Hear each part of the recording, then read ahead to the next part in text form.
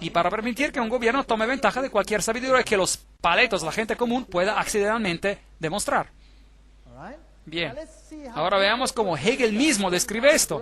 Este es ahora el gran filósofo Hegel, delante de quien los políticos se inclinan. Él dice, por virtud de esta participación y presunción, con su opinión general, individuos pueden mostrarse palpablemente eficaces y gozar de la satisfacción de sentirse que cuentan por algo. En otras palabras, nosotros somos simplemente unos estúpidos, unos idiotas. Si usted vota, ¿por quién está votando? Les diré por quién está votando. Siempre digo esto. Usted vota o por el diablo en rosa o por el diablo en azul. El voto no hace ninguna diferencia. Es un chiste. La política es un chiste. Guerra. El conflicto organizado de las naciones por los hegelianos es solo el resultado visible del conflicto entre ideas. Como John Dewey, el querido hegeliano de la educación moderna, él está, de hecho, en control de toda la educación en el Nuevo Mundo y dice, la guerra es el predicador más eficaz de la vanidad de los meros intereses limitados. Pone un fin a ese egoísmo egocéntrico del individuo, por el cual él clama a su vida y a su propiedad como suya o de su familia. ¿Entendieron eso? Ahora, seguramente Roma no piensa así. Les mostraré bulas, publicaciones papales que les pondrán sus cabellos de punta. Nuevas bulas y publicaciones. Comparen ustedes esto a la letra y el espíritu de la Constitución de los Estados Unidos, que dice absolutamente lo opuesto. Bien, entonces, para esos elitistas, el Estado es supremo y un élite autonombrado, gobernando el Estado, actúan de hecho como si fueran Dios sobre la tierra. El resto somos el ganado, los catecúmenos, el ganado, los goyim. Los libros de texto presentan a la guerra y la revolución más o menos como resultados accidentales del conflicto. Nunca en los libros de texto occidentales encontrará usted la evidencia de que las revoluciones necesitan finanzas y los recursos de las finanzas en muchos casos remontan de nuevo a Wall Street, el mercado financiero en Estados Unidos. Medios operativos para la creación del conflicto, la llave de la historia moderna está en estos hechos, que los elitistas tienen relaciones estrechas de trabajo cercano con ambos, los marxistas y los nazis. Ellos juegan en ambos lados, porque lo que han creado es solo un juego. En este memorando presentaremos el concepto de que la historia mundial, ciertamente desde el 1917, refleja el conflicto como deliberadamente creado con el objetivo de traer una síntesis, una nueva orden mundial. Bueno, veamos cómo funciona. Aquí está la orden. La tesis es la Rusia marxista. Estamos presentando la Segunda Guerra Mundial ahora. La antítesis, la Alemania nazi. ¿Quién los financió? ¿Quién financió a los rusos? La empresa Guarantee Trust. ¿Quién financió a los nazis? La empresa Guarantee Trust. Y luego tenemos a la compañía Harriman, antes llamada Harriman y compañía, etc. Y las mismas personas aquí. Harriman financió a los intereses nazis. Las mismas personas financiaron a los ambos lados. Luego tenemos la revolución bolchevica en 1917 y en 1933, la ascensión de Hitler al poder, el conflicto entre los dos, tremenda ganancia y el resultado. Después de la Segunda Guerra Mundial, las Naciones Unidas da el primer paso hacia la nueva orden mundial. Ahí lo tenemos. Maravilloso. Todo financiado por las mismas fuentes. En 1948 empieza la carrera para crear bombas atómicas. En 1950 María recibe el estado peregrino. La estatua de María se vuela a Moscú por la instrucción del Papa Pío XII. En 1950 Francis Matthew llama para una guerra nuclear con Rusia y comienzan a argumentar entre los dos. Note cuántos fueron matados por Stalin.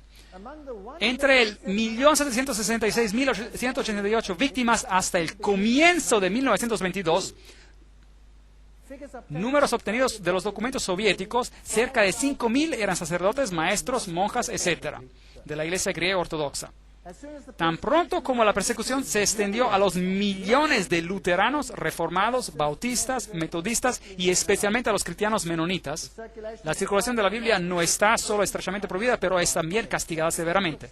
Eso es lo que Stalin hizo. Stalin mató a millones. ¿Escuchamos de 6 millones de judíos?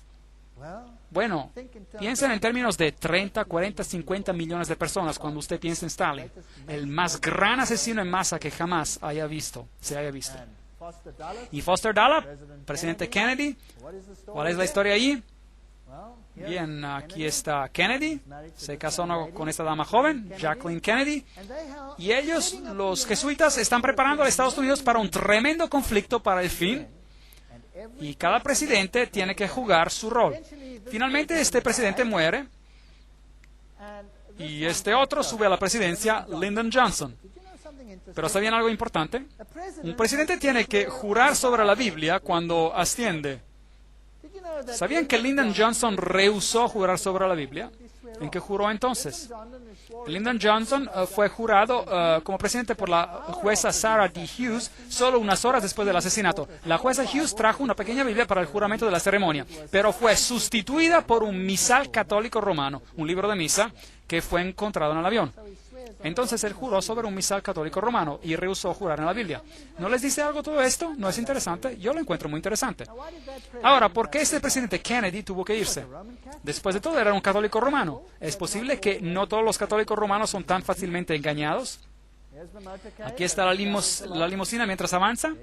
Aquí tenemos a la señora Kennedy ayudando al agente de servicios secretos, Clint Hill, a subirse a la parte trasera del coche, donde el presidente fue disparado. Y aquí están las rosas que ella recibió. Muy interesante. Aquí está Dallas, el 22 de noviembre de 1963. John Fitzgerald Kennedy, 35º presidente de los Estados Unidos, visitó a Dallas. Eso es interesante. También el número 11 por ahí. Ese es el edificio. Aquí está el edificio de donde aparentemente fue asesinado. Desde esa ventana, así dicen, allí está, un poquito más grande. Y aquí está la placa donde escribieron lo que pasó. El 22 de noviembre, el edificio adquirió su notoriedad a nivel nacional y alguien supuestamente subrayó esto, cuando Lee Harvey Oswald disparó y mató al presidente John F. Kennedy. La mayoría de las personas no creen que Lee Harvey Oswald disparó al presidente. El coche del presidente bajaba por esta calle. Ese árbol todavía no estaba allí. Y fue aparentemente disparado desde esa ventana ahí arriba y pasó aproximadamente donde estoy parado relativo a esta fotografía. Ahora note que mientras estaba bajando, él estaba viajando en este lado de la calle. Imagínense un montón de personas paradas en ambos lados y aquí hay una pequeña subida. Y cuando se acerca más allá a la subida, si sube más, hay una cerca de estacas. Y si usted mira desde la cerca de estacas, podía ver hacia abajo en la calle. Y aparentemente, cuando los disparos se dispararon, más de 100 personas, incluyendo la policía, no corrieron a ese lado arriba, pero corrieron hacia la subida, hacia la cerca de estacas. Ahora, ¿por qué corrieron delante del presidente y no hacia atrás del presidente? Aparentemente dicen que Lee Harvey Oswald fue el único que lo disparó y lo disparó por detrás. Y el disparo lo golpeó acá. Un disparo muy, muy increíble. De hecho, se ocurrió así. Solo que tiene un pequeño problema. La cabeza del presidente no fue hacia adelante, sino fue hacia atrás. Y el disparo le llegó aquí en la garganta. Y había una pequeña herida de entrada por delante y una gran herida atrás. Entonces, ¿de dónde los disparos? ¿De dónde llegaron?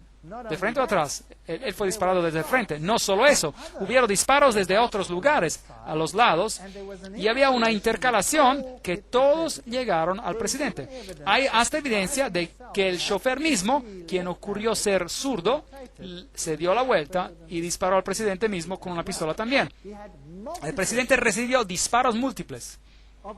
De los testigos que corrieron hacia la valla de estacas, más de 100 de ellos, casi todos ellos, excepto por una o dos damas, de las cuales se le hizo burla, fueron asesinados también. ¿No es extraño?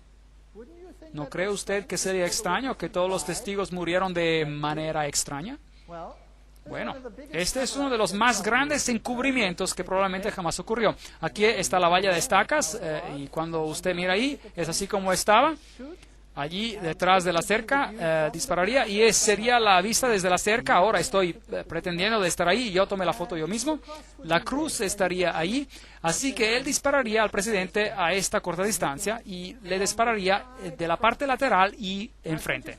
Ahora es interesante que la cabeza del presidente se sacudió hacia atrás y a su izquierda. Así. Eso significa que él debió ser disparado del lado frontal, ¿correcto? ¿No es eso lógico? Ahora, ¿estoy diciendo esto o es un conocimiento público? Eso es conocimiento público.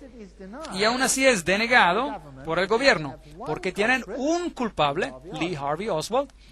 Allí está el lugar donde Kennedy murió, directamente desde la valla de estacas. Ahora, veamos cómo JF Kennedy murió y veamos la producción de la televisión sobre este asunto y luego usted hará su propia decisión.